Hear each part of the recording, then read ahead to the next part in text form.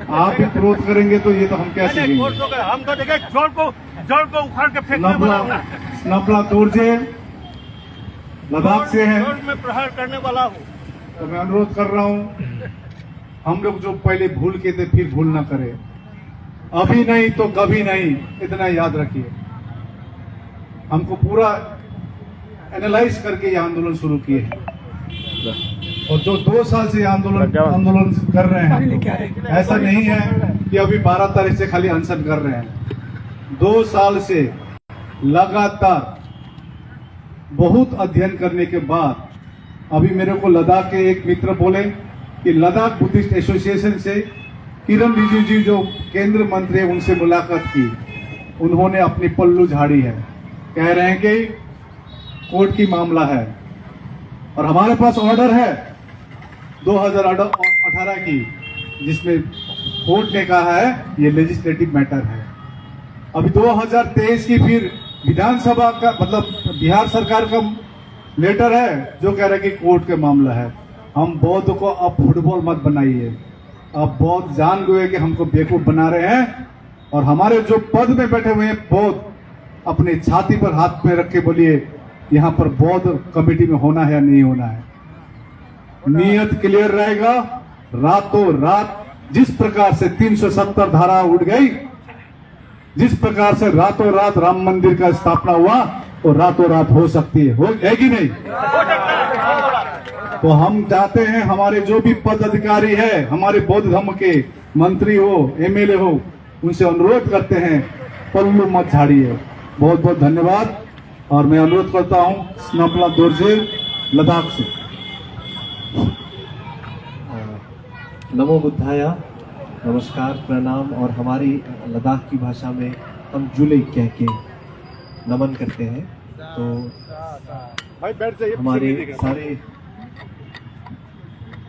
लामा जी, बंते जी यहाँ जो सम्मिलित हुए हैं, आप लोगों को सिर्फ और सिर्फ ज़्यादा वक्त ना लेते हुए ये हम कहना चाहते हैं कि हम लद्दाख के लोग भी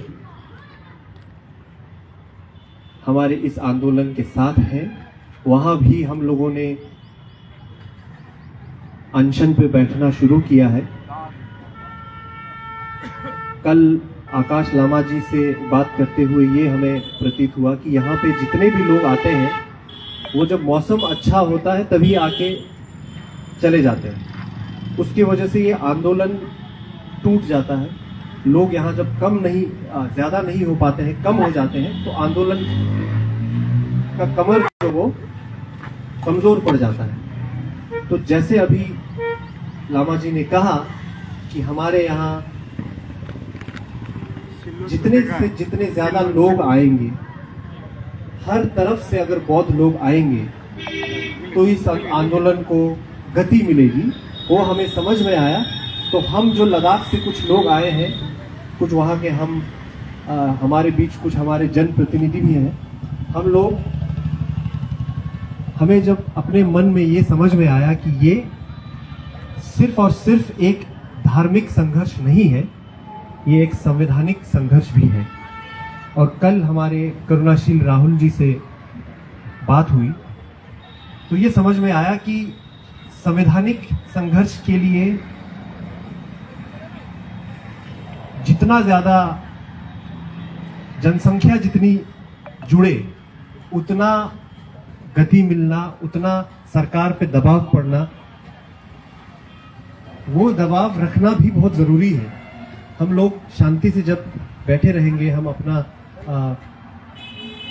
धार्मिक दृष्टिकोण से जो हमें जिस तरह के रास्ते पे हमें चलना चाहिए उसका आदर करते हुए कैसे हम हर कोने से लोग यहाँ ला पाए, उसके लिए हम अपनी तरफ से लद्दाख में हम अपने धार्मिक गुरुओं को, हम अपने बौद्ध संगठन जितने हैं उनको, और हमारे जितने भी लोग हैं आम जनता में से लोगों को हम ये विनती करेंगे, हम उन तक ये बात पहुंचाएंगे। हमने अभी महाबोधि टेम्पल पे भी जाके देखा, वहाँ पे भी बहुत लोगों को बताने को है।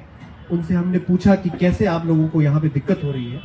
ये सारी बातें हम लद्दाख जैसी छोटी जगह पे भी जाकर, लेकिन जहाँ बौद्धों का बहुत संख्या है, सबको जाकर हम यहाँ से खुद अपनी नजरों से, खुद अपने कानों से जो सुना, नजरों से जो देखा, वो लेके जाके वहां उनको बताएंगे और कहेंगे कि कुछ ना हो, चाहे गर्मी क्यों ना लगे। हम बर्फ में रहने वाले लोग हैं तो गर्मी जरूर लगती है, पर चाहे गर्मी क्यों ना लगे, कम से कम एक वक्त पे कम से कम लद्दाख से भी एक ग्रुप यहाँ पे आके इस आंदोलन में हमेशा रहे। इस चीज की हम हमारे लोगों से विनती करेंगे।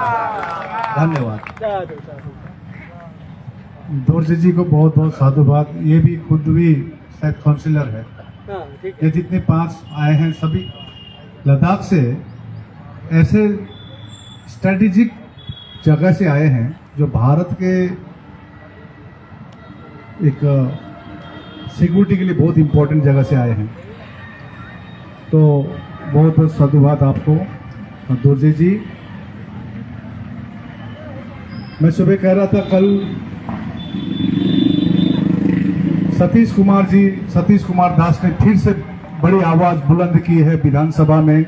उनको समर्थन काफी विधानसभा के विधायक दिए हैं। आज शाम को पहुंचेंगे और प्रेस कॉन्फ्रेंस साथ में करेंगे। नीतीश कुमार की करीबी ने भी उनको मतलब प्रशंसा की और निश्चय हमारी जो मांग है पूरी की जाएगी। हम लोग ने एक अल्टीमेटम रखा है, अभी घंटे भी कहे थे, हम लोग को सेंट्रल कमेटी में डिसाइड की है बुद्ध पूर्णिमा में पूरे भारत से इंटरनेशनली पूरा यहाँ पर 10 लाख से ज्यादा बौद्ध यहाँ आ रहे हैं महाबोधि महाविहार को मुक्ति करने के लिए। ये हम लोग ने आह्वान किया है। हम लोग ने सरकार को अल्टीमेटम बुद्ध पूर्णिमा के दिए हैं। बौद्ध अब महाबोधि महाविहार को मुक्त करने के लिए तत्पर है। आप लोग काइंडली इसको कंसिडर कीजिएगा। तो मैं अगले वक्ता के रूप में 3 दिन लगातार इतनी उम्रदार, जैसे अभी लद्दाख पूरा पाकिस्तान बॉर्डर है या चाइना बॉर्डर है, वहां से आए हैं, इसी प्रकार से एकदम बर्मा बॉर्डर से हमारे सीनियर भंते नरिंदा महाथेरो संघ नायक है, उनसे अनुरोध करता हूं कि आप ये अपनी बहुवचन यहाँ पर, अपनी बहुमूल्य वचन यहाँ पर रखें। 1949 को किस प्रकार से निरस्त किया जाए। 49 तो बहुमूल्य नरिंदा माथेरो जी, बहुमूल्य तो है, लेकिन यहाँ सब्जेक्ट से बाहर जाना मैं बर्दाश्त नहीं करूँगा। मैं जोर से 2-3 दिन से मैंने जो इन लोगों का मनुवादियों को जोर में आघात कर रहा हूँ, उसका कोई फल नहीं है। मत सोचिए आप लोग, ये कोई भिक्षु ट्रेनिंग सेंटर नहीं है। पंचशील का बताएगा ये भिक्षु लोगों को? अरे पंचशील क्या क्या क्या किसी को अभी वो मौका मिला ना आपको माइक नहीं चाहता तो मैं नहीं बोलूंगा, सीधा माइक लीजिए। शायद नरिंदा महाथेरो को गलत हो रहा है। ये कोई भिक्षु सेंटर नहीं, भिक्षु ट्रेनिंग सेंटर नहीं है। पंचायत के बारे में ठंडा की बात नहीं है। हमने वो कोई क्या राहुल पर वो बोलने वाला पहले बोल रहा था तो दो बार 3